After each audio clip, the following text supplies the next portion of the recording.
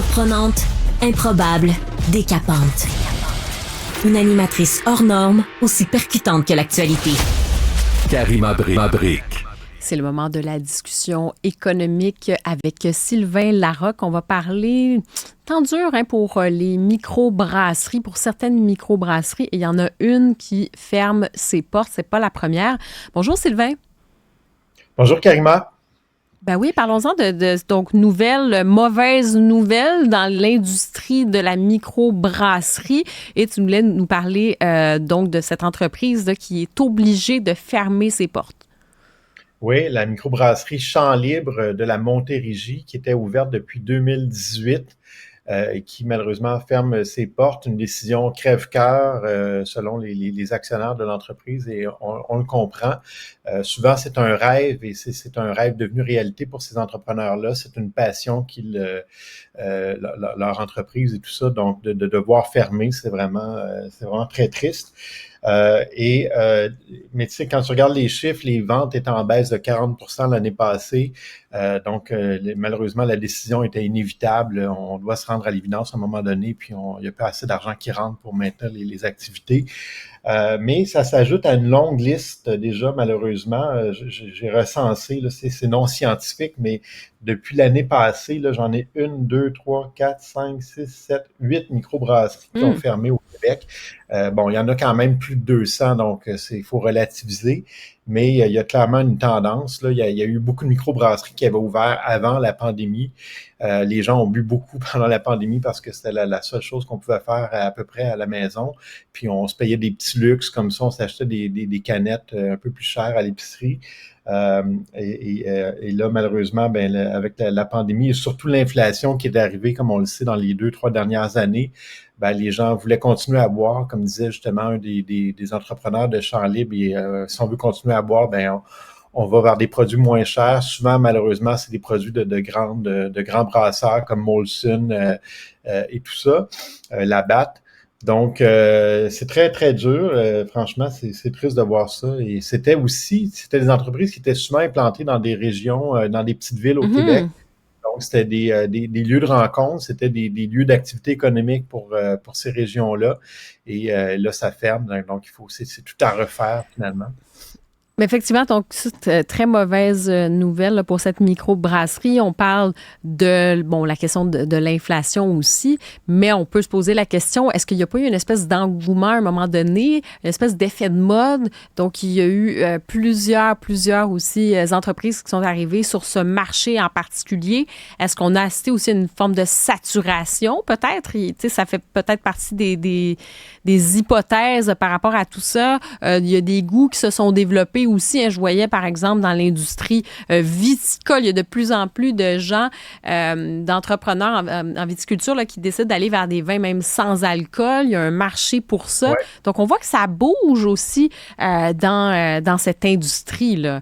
Donc, enfin, mais bref, on va passer à ton prochain sujet. Je te laisse aller, là, Sylvain. Tu voulais continuer. C'est toujours dans l'univers des microbrasseries?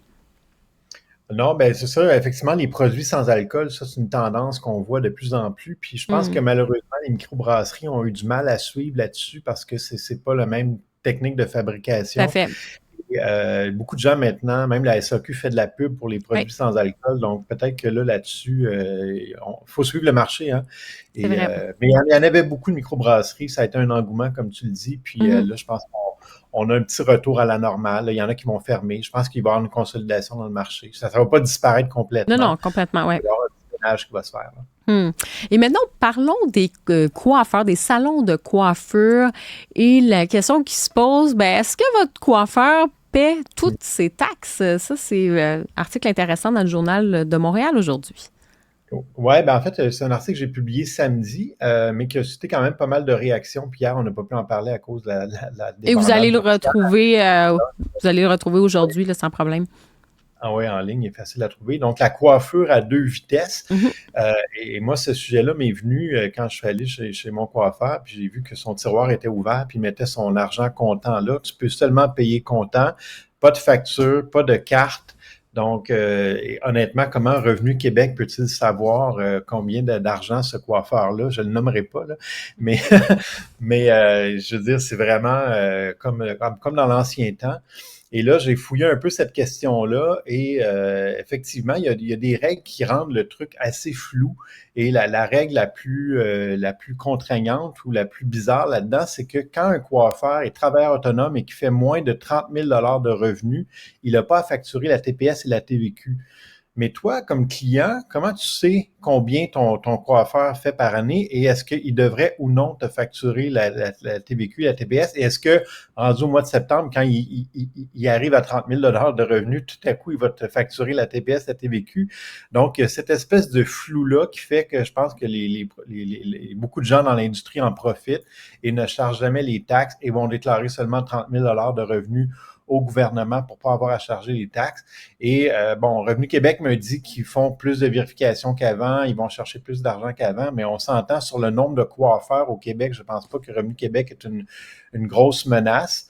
Donc, moi, je pense qu'il y aurait un travail à faire là-dessus là, pour clarifier les règles, pour rendre ça plus équitable, parce que pour ceux qui ont un salon en bonne et due forme, qui facturent et qui chargent les taxes et tout ça, c'est vraiment une compétition déloyale qui leur vient de ces coiffeurs, travailleurs autonomes, indépendants. Et je trouve que c'est vraiment, même si tu veux bien faire comme client, tu peux pas vraiment parce que c'est difficile de savoir qui paie des taxes et qui n'en paie pas. Donc, franchement, il y a tout un sujet là et je pense que les gens au gouvernement chez Revenu Québec devraient se pencher un peu plus là-dessus. Oui, ça fait penser un peu à une certaine époque dans les restaurants, puis finalement, il y avait eu un grand ménage là-dedans sur la question aussi des pourboires, sur la perception des pourboires. Ça avait été vraiment, là, ça avait donné lieu à de profonds changements aussi là-dessus. Dans les restaurants, ils ont mis les modules d'enregistrement des ventes. Donc, pourquoi ils ne font pas ça dans les salons de coiffure? Je pense, là, le gouvernement dit non, on ne veut pas le faire. Mais pourquoi? Je pense que c'est une bonne question à se poser. Fort intéressant. Bien, merci beaucoup, Sylvain Larocque, journaliste économique au Journal de Montréal. Merci d'avoir été avec nous aujourd'hui. Merci, Caméra. À demain. Salut.